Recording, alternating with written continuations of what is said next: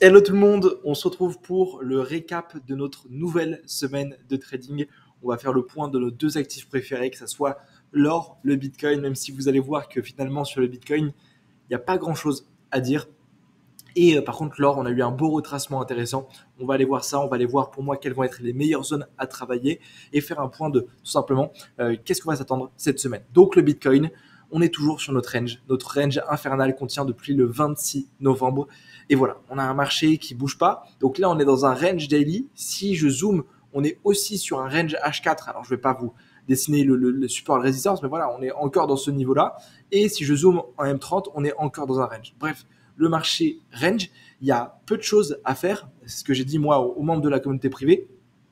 Moi, tant qu'on n'a pas cassé ce range, je vais essayer d'aller trader ce range. Donc, essayer de trouver des bons niveaux. On a pris un beau trade mardi dernier avec les membres du groupe privé en achat. Mais voilà, je ne vais pas viser les étoiles. C'est-à-dire que mon objectif, moi, c'est trouver des achats sur le bas de range pour viser le haut du range. Pour le moment, je ne vais pas aller chercher les take profit à 5000, 6000 pips comme j'aurais pu aller les chercher il y a 2 mois.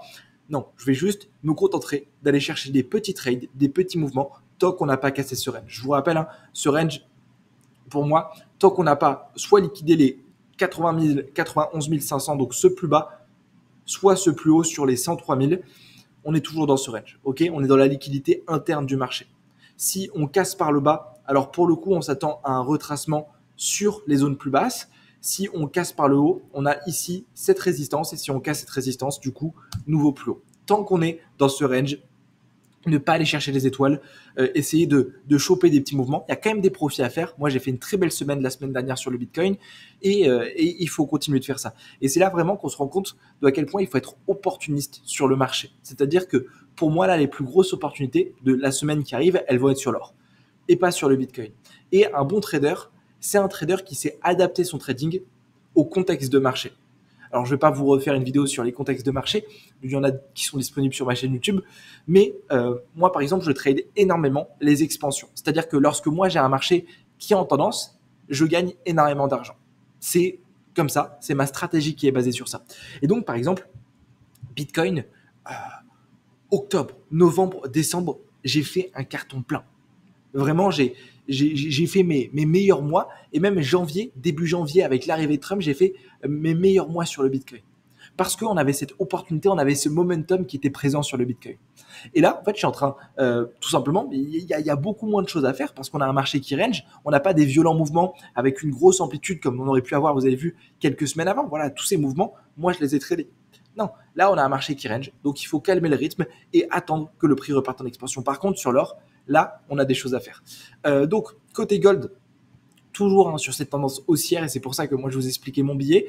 Pour moi, il faut continuer à acheter le marché. Pareil, hein. Donc là, on a eu un fort retracement. Je pensais qu'on allait venir récupérer un nouveau plus haut pour ensuite retracer. Et là, vous avez vu, on est venu à, je pense, 50 pips d'un nouveau plus haut avant de corriger. Cette correction, on l'a eu vendredi. Attention, moi j'ai pris un premier achat, je crois, sur les 2920.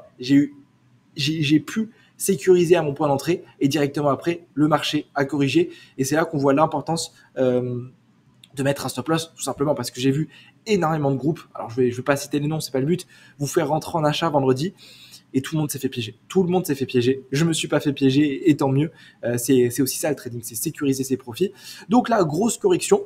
Alors attention au piège. Pourquoi? Parce que là, en termes de structure de marché, c'est grâce à ce point bas qu'on a créé ce point haut. C'est pas grâce à ce point bas qu'on a créé ce point haut. Donc ce point bas, il peut être liquidé. Ok. Et si jamais le marché vient le liquider, c'est pas pour ça qu'on repasserait baissier sur le XAUSD.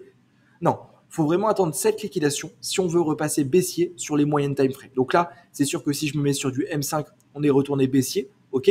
Mais là, sur du 1h, 4h daily, on est toujours haussier. Tant qu'on n'a pas liquidé ce plus bas qui est à 2833, voilà. Pour moi, il faut continuer à acheter le marché, continuer à parier à la hausse. Donc là, on est revenu sur un OB 1h qui me fait un petit peu peur. Je ne sais pas si je vais le jouer, surtout que j'aime pas trader les open. Donc moi, je pense qu'on va commencer par faire une petite poussée comme ça lundi matin pourquoi pas revenir sur l'OB avec un lundi qui range. Et moi, le niveau par contre qui m'intéresse, c'est ce niveau, donc sous ce lot, parce que pour moi, on serait venu du coup liquider tous les acheteurs potentiels. Et vous le savez, la smart money a besoin de trouver des stop loss pour ensuite envoyer des plus bas. Donc, et ensuite aller chercher les 64,23. Et une fois qu'on est allé chercher ce niveau, là pour le coup, essayer d'aller chercher un ATH. Ok, donc ça c'est mon plan, ça c'est mon plan 5 étoiles. Alors évidemment, hein, si je vois que le marché est en train de partir comme ça et que lundi, mardi, mercredi on est haussier, bah, je vais continuer à acheter et je vais pas attendre ce niveau d'achat. Évidemment, ok. Ça c'est vraiment une confirmation, c'est le setup pour moi parfait qu'on pourra avoir en 1 heure, 4 heures. Mais pour voilà, moi je suis toujours acheteur et vous avez vu. Hein, c'est ce que je vous ai dit la semaine dernière. Je sais qu'il y en a beaucoup qui laissent des commentaires qui me disent mais Casper, regarde, le marché est monté si haut, tu veux vraiment continuer à acheter?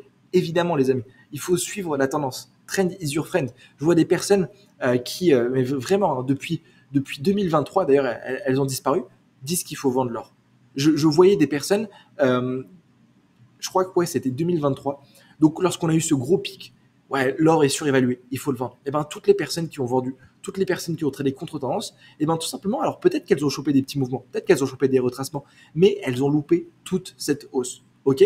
Donc, pour le moment, le marché est haussier. Ok? Tant qu'on n'a pas cette liquidation que je vous montrais, continuez à parier la hausse. Et comme je vous l'ai dit, le niveau psychologique des $3000, pour moi, peut être un objectif. Ok? Ça peut clairement être un objectif, sachant qu'on n'est pas très loin. Là, on était à, laissez-moi faire les calculs, on était à 600 pips, on était à rien du tout de ce niveau psychologique. Ok, franchement, en une semaine déjà, on peut rattraper toute cette chute qui a quand même été ultra violente vendredi. Moi, c'est pour ça, j'ai pris un premier achat, pour être honnête avec vous. J'ai pris ici, je crois, sur les 17, 42, quelque chose comme ça. J'avais un bel OB. Bref, je suis rentré trade qui était 5 étoiles, qui était dans la méthode parce qu'on était, voilà, on avait mon setup parfait. Et j'ai pris trade. Je suis rentré en achat. J'ai sécurisé mon trade. Je pensais qu'il allait passer. On était à 2 pips de mon premier take profit. Le marché m'a BE. Je me suis dit, OK, le marché m'a BE, qu'est-ce que je fais? J'avais d'autres zones d'achat qui étaient beaucoup plus basses, notamment ici sur ce niveau. Et je vois grosse correction. Dès qu'on me BE, attendez, je vais vous montrer. Ouais, franchement, je suis rentré ici, sur cette poussée, et on BE. Et dès qu'on m'a BE, je me suis dit, OK, il se passe un truc.